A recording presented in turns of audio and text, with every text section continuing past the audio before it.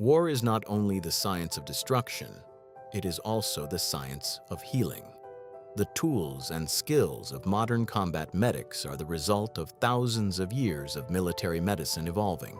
But how important was care for the wounded in the past? When did armies first start hiring doctors? What were the chances of receiving medical help if you were an ancient Greek warrior, a medieval knight, or a soldier in Napoleon's army? Where were bandages and modern antiseptics first used? Today, we're diving into the history of battlefield medicine.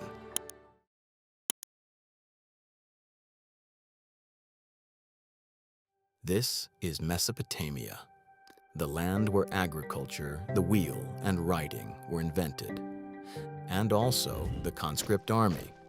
As Sumerian villages grew into large city-states, they began forming the first organized armies for defense and conquest as early as the 4th millennium BCE. These conscripted forces often numbered in the thousands, and just like any community, they were accompanied by an asu, a kind of semi-priest or semi-doctor. The earliest written mention of a military doctor comes from the mid-3rd millennium BCE. This clay tablet fragment is a letter from a Sumerian commander stationed at a remote outpost.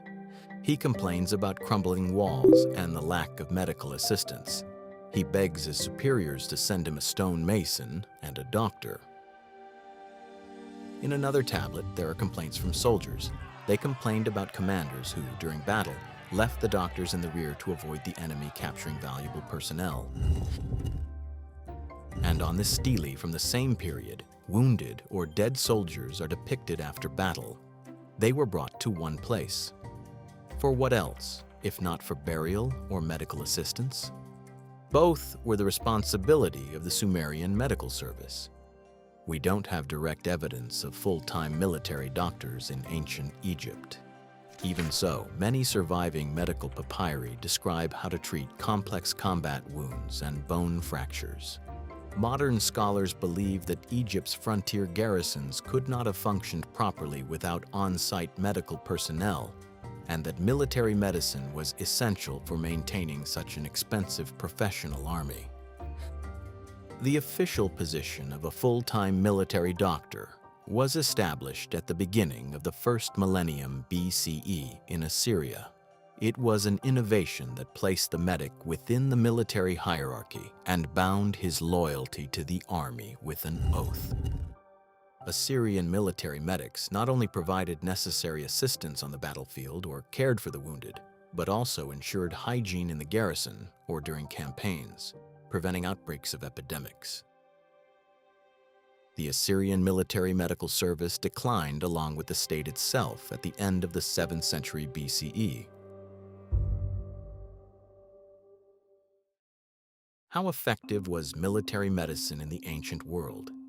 Medical theory, that is, guesses about how the body works and how diseases arise, originated in prehistoric times and was directly linked to beliefs in spirits and gods. Medical practice was based on this theory, so it was often ineffective. Treatments where a priest appeased spirits by chanting spells could not be effective, especially on the battlefield. On the other hand, armies are pragmatic social institutions that quickly adopt what works and abandon what doesn't. War gave military doctors frequent opportunities to experiment with new treatment methods until they found something that worked. Over the centuries, priests realized that bleeding could be stopped by cauterization, wounds healed better when washed, and fractures would successfully mend if the limb was immobilized with a splint. Unlike modern combat medics, ancient doctors encountered the same types of injuries on the battlefield as in civilian practice. Sword cuts, fractures from maces, and deep lacerations were nothing new, since in civilian life people could be injured by a knife, suffer a fracture on a construction site, or receive a torn wound from a lion or crocodile attack. All the same, practical experience flowed not from civilian practice to the military, but the other way around. Pragmatic military medicine brought many benefits to civilian practice and significantly accelerated the development of medical knowledge.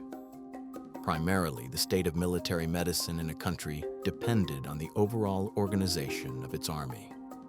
After the fall of Assyria, such organized armies did not exist for a long time, and accordingly, neither did military medical corps.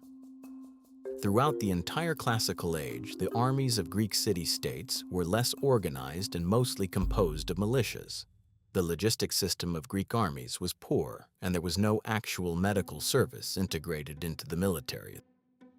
This didn't mean that Greek hoplites went on campaigns without doctors. They were accompanied by civilian doctors who were not subject to army discipline, and their presence was as common as that of other civilians: servants, wives, traders, or barbers. Usually, there were very few medics. Xenophon wrote that Alexander the Great's 40,000-strong army had only 7 surgeons. And while Assyrian military medics were allowed to care for wounded enemies, Alexander ordered them to be finished off. Greek doctors undoubtedly brought back valuable experience from war, which was reflected in the works of Hippocrates. Hellenistic medicine developed completely separately from earlier Egyptian or Assyrian traditions, and many Greek practices were worse. Nevertheless, there were also effective innovations. Greek medics invented the bandage, drainage, the removal of pus from cavities using a tin tube, and practiced washing wounds with non-botanical agents such as wine and vinegar. The invention of the bandage was revolutionary and played a future role, but it didn't help the Greeks much, who hadn't learned how to stop severe bleeding. The bandage only temporarily stopped bleeding. If left on, it caused gangrene.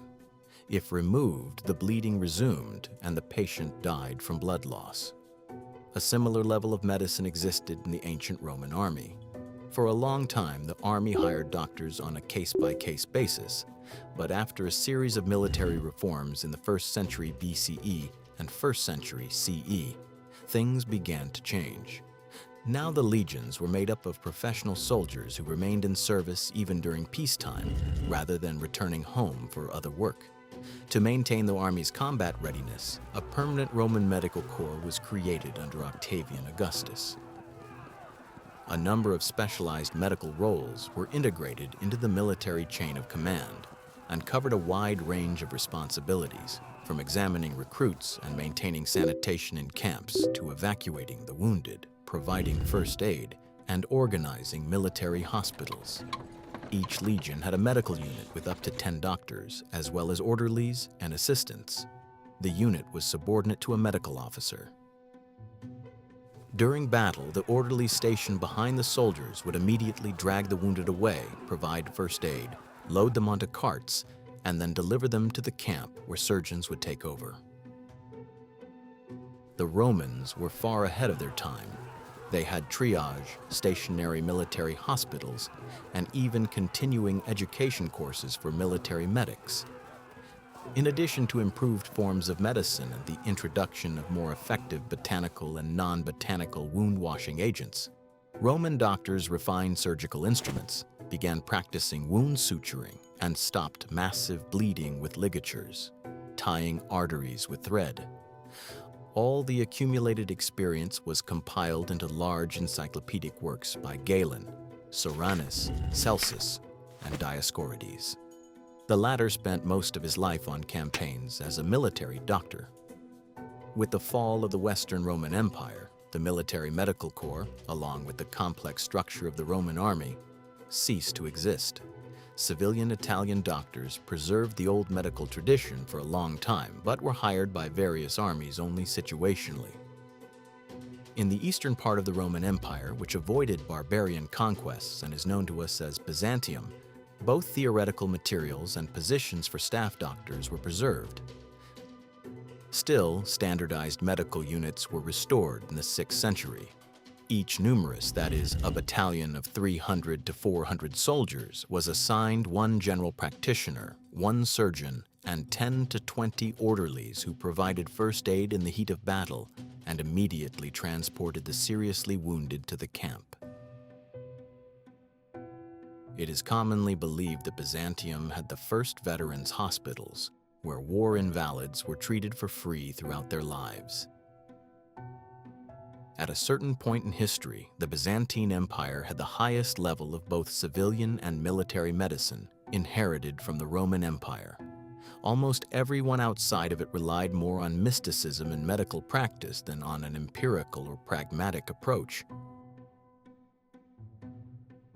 For example, the same Germanic barbarians who conquered Rome had no dedicated medics.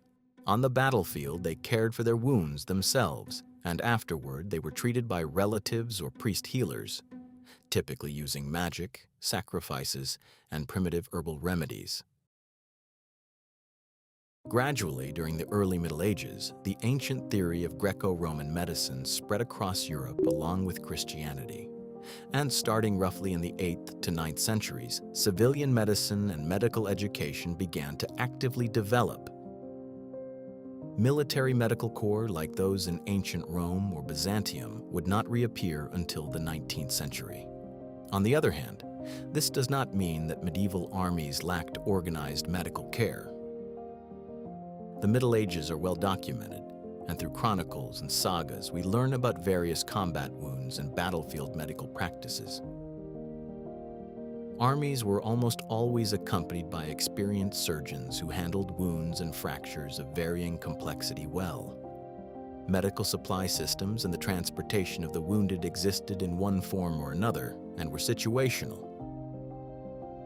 Military doctors actively used Roman surgical practices.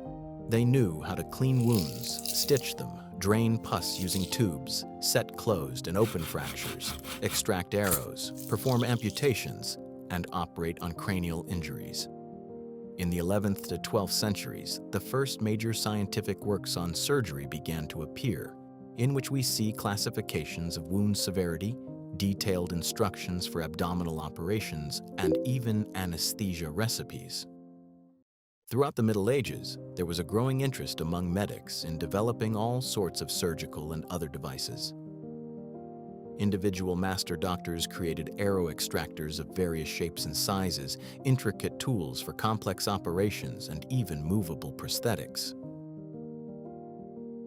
Chronicles describe that medics always organized casualty collection points near the battlefield where first aid was provided.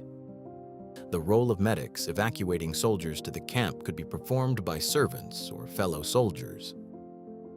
Documents listing military supplies often included not only weapons and provisions, but also medical supplies, bandages, ointments, and stretchers for transporting the wounded. It was not difficult to gather medical personnel and supplies for typical small medieval armies. But as soon as a situation required the spontaneous conscription of a large number of troops, such as over 50,000 during the First Crusade, medical aid became rare and disorganized. Most crusaders had no access to a doctor. Camps were plagued by unsanitary conditions and epidemics due to poor disease control. To help large numbers of sick and wounded, hospitals were established at monasteries in the Holy Land, and eventually a number of military orders emerged to protect such hospitals.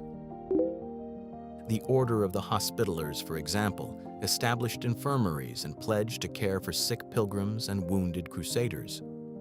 The Order of St. Lazarus cared for those with leprosy and operated hospitals for lepers. The Lazarists recruited leprous soldiers and knights who were rejected by other military formations. Starting in the 7th to 8th centuries, sources contain many accounts of self-aid on the battlefield. Soldiers were well aware of the necessity of applying bandages to wounds. They would bandage their own injuries or those of their comrades using handkerchiefs or torn pieces of their clothing, often incorporating medicinal herbs found nearby. A particularly striking detail is the large number of stories about knights who possessed basic medical knowledge. They could assess the severity of their comrades' injuries, properly treat wounds, and even stitch them. There is a hypothesis that during their early training, knights received formal instruction in first aid. Alongside male physicians, women with medical skills also provided care to wounded soldiers. Researchers agree that the responsibility for post-battle care largely fell on women, either nuns in monastic infirmaries or medically trained women in urban hospitals. Female surgeons were not uncommon, and some provided medical assistance directly near the battlefield, often working alongside their husbands or brothers. Soldiers could also turn to blacksmiths for help, who often accompanied the army. Blacksmiths were frequently skilled in extracting arrowheads, cauterizing and cleaning wounds, and performing bloodletting. All the same, university-trained surgeons frequently criticized these alternative practitioners, pointing to examples where improperly treated and hastily stitched wounds became inflamed and developed gangrene. Medieval medicine included elements of incantations and prayers, but its theoretical foundation was largely based on the rational works of ancient Roman physicians and surgeons. In some areas, medieval practitioners surpassed their Roman counterparts. In others, they lagged behind. Nonetheless, a standardized medical service did not exist, and no one would match the level of organization achieved by Rome and Byzantium for a long time.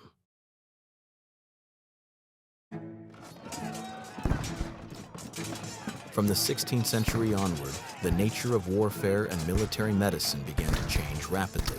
With the advent of firearms, it became significantly more difficult to reach wounded soldiers in the heat of battle. Bullets penetrated deeply into tissues, and extracting them or treating such wounds became a serious challenge. Limb amputations, which were relatively rare in earlier periods of military medicine, became one of the primary methods to save soldiers from gangrene following severe gunshot or cannonball wounds. These changes forced rapid advancements in surgical practice, leading to the development of specialized instruments for bullet extraction and various amputation techniques. The treatment of gunshot wounds also evolved continuously.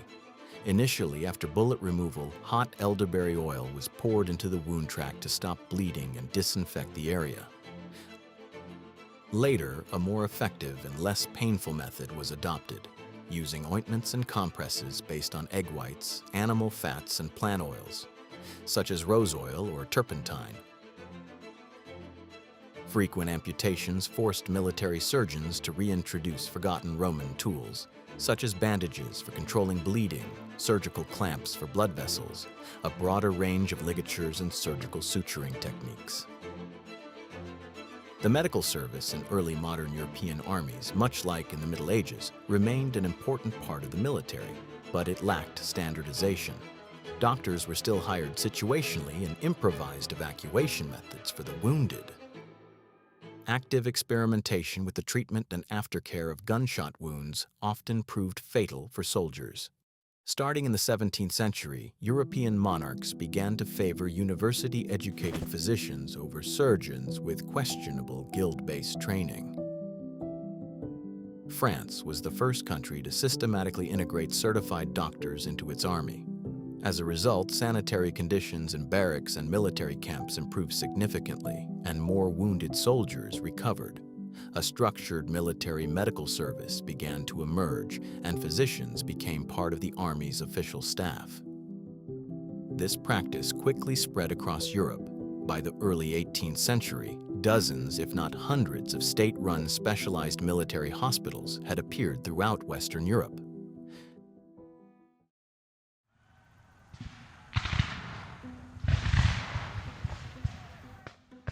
During the 7 Years' War, armies began to actively establish standardized field hospitals and dressing stations behind combat columns. Military medics held ranks, and specialized units were formed to evacuate the wounded from the battlefield using stretchers. Memoirists recalled that during the Battle of Fontenoy, regimental surgeons performed operations directly on the battlefield and at emergency stations, after which the wounded were promptly transported in carts to the nearest stationary hospitals. Nonetheless, in large-scale battles across broad fronts with massed musket and artillery fire, such services could not provide immediate evacuation for the majority of wounded soldiers. Most soldiers had to make their way to the dressing stations on their own or wait for hours at the site of their injury. Individual first aid kits did not exist, and most casualties died from massive blood loss. Bandages were not considered individual equipment but strictly surgical tools, usually applied only immediately before amputation. Until the 18th century, bandages resembled belts that were twisted with a stick. An assistant surgeon would keep the belt tight throughout the operation and release it once the arteries had been stitched. In 1718, French surgeon Jean Petit invented a screw compressor that could hold the tightened belt in place independently. From then on, the bandage could remain on a limb without needing extra hands. Surgeon named his invention the tourniquet. In 1785, Scottish military physician Gilbert Blaine advocated for issuing tourniquets to every soldier, but his proposal was not adopted. As a naval surgeon, he always carried several small tourniquets, which could be used on sailors awaiting surgery. Military medicine saw many positive changes in Napoleon's army. Military surgeon Jean Larrey became one of the pioneers of modern medical evacuation. He organized the so-called flying ambulance, replacing traditional straw-filled carts with specially built medical wagons. The wagons quickly transported surgeons and their assistants to the scene of the battle. The doctors, relying on the triage system that Larrey had perfected, provided the soldiers with the necessary first aid and loaded them into the wagon, which quickly took them to the field hospital and return. Independently of Larrey, a system designed by Pierre Percy, the Army's chief surgeon, was also functioning in the French military. He introduced mobile operating rooms, wagons with curtains and surgical tables, Wurst evacuation wagons, which could transport up to 10 seated wounded, and units of stretcher bearers, brancardiers, medics armed with spears that could be converted into stretchers when needed. In the first half of the 19th century, no army in the world had anything similar. Other European states lacked evacuation systems and had very few doctors and medics. In most cases, saving a soldier's life depended entirely on the soldier himself. Despite the variety of wound treatment medications, many severe injuries to the limbs became infected and led to gangrene. The French concluded that immediate amputation reduced mortality from gangrene by 4 to 5 times. Thus, preventive amputation was adopted as standard. In some cases, surgeons attempted to amputate limbs right on the battlefield. The 19th century is characterized by an enormous number of amputations resulting from bullet and shrapnel wounds. Most of these procedures were performed without any anesthesia. The well-known analgesic of the time, opium, was rarely used. It was believed that immediate amputation caused less pain, as the patient was in a state of shock than if it was delayed until after they had regained consciousness. In the mid-19th century, several countries introduced medical steamships equipped as floating hospitals and medical trains. Rail cars outfitted for transporting the wounded. Both innovations were widely used by the Allies during the Crimean War and by both sides in the American Civil War. In 1859, philanthropist Henri Dunant was traveling through Lombardy and came upon the bloody Battle of Solferino, which involved over 300,000 troops. After the battle, which stretched over 10 miles, more than 50,000 wounded soldiers lay abandoned on the ground, many of them being randomly shot or finished off with bayonets. Dunant was horrified by the scene. He immediately began gathering local volunteers to help the maimed soldiers. 5 years later, he would become a co-founder of the International Committee of the Red Cross, an organization that would go on to recruit volunteers and medics to save the wounded in all subsequent conflicts. A year later, at Dunant's initiative, the first Geneva Convention was signed by several countries. It was meant to grant neutral status to military medics and to prevent the killing of wounded soldiers and attacks on hospitals, a crucial step forward. Nonetheless, in the future, the Geneva Conventions were often disregarded, and the International Committee of the Red Cross was repeatedly accused of being naive, espionage, and political bias. The Franco-Prussian War was arguably the first major conflict in which both sides had well-organized medical corps and systems of evacuation directly from the battlefield. Following Larrey's model, both French and Prussian forces assigned regimental surgeons and medics and deployed specially equipped medical wagons. It was also the first European war to implement modern aseptic principles. Instead of botanical washes, reliable antiseptic solutions were used. Field surgeons carefully washed their hands, surgical tools, and wounds with carbolic acid, which significantly reduced the risk of infection. Hygiene standards in military hospitals greatly improved. The Prussian army made efforts to lighten the workload of medical personnel and speed up the transit of wounded soldiers through medical posts. A Prussian infantryman was issued a personal compression bandage, gauze, and a medical ID card on which doctors recorded the type of wound and any procedures already performed to avoid repeating medical evaluations unnecessarily. Individual field dressing kits proved to be extremely effective, and similar self-help kits began appearing in all armies. Between the 1870s and the start of World War I, there were many innovations. With the invention of syringes and the refinement of pure morphine and cocaine, wounds and surgeries could be quickly and effectively anesthetized. Surgeon Friedrich von Esmark invented an inexpensive rubber tourniquet which could be mass-issued to soldiers and medics. Horse-drawn medical wagons were gradually replaced by motor vehicles, and in several European armies, dogs were enlisted to support medical units. Sadly, though, the Great War of 1914 to 1918 turned out to be so bloody and devastating that no one could have imagined it. Despite maximum medical staffing and the latest equipment, the number of casualties and the difficult access to battlefields made it impossible to provide aid to the growing number of wounded. Many military doctors and medics were killed in the trenches or during assaults on no man's land. The shortage of specialists often forced soldiers to care for themselves and their injured comrades. This prompted Army Command to issue more and more self-aid tools to infantrymen, experimenting with individual first aid kits. Nevertheless, if a wounded soldier managed to successfully leave the front, the subsequent medical assistance was nearly identical to modern standards. The soldier would be transported to a field hospital and then by medical train or shipped to a military hospital. There, they would undergo x-rays, blood tests, be placed on an operating table under anesthesia, and be cared for in a clean ward. The risk of amputation after a bullet wound was minimal. During the interwar period in World War II, the medical practices of the First World War were improved. The number of medical personnel increased, and medics accompanied even the smallest combat units.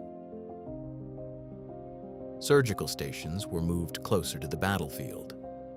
Thanks to a range of innovations such as blood transfusions, antibiotics, intubation techniques, and new methods of thoracic surgery, the number of deaths, severe injuries, and amputations was reduced to an unprecedented level. In addition to antiseptics, tourniquets, and bandages, a bottle of plasma became an indispensable tool of a combat medic. Now, even those who had lost a critical amount of blood had a chance of survival. Individual first aid kits with bandages and antiseptics became common. Tank crews and pilots, whose units lacked medics, had kits that also included tourniquets, morphine, anti-inflammatory, and antifungal agents. The evacuation of the severely wounded became even faster thanks to aircraft transport.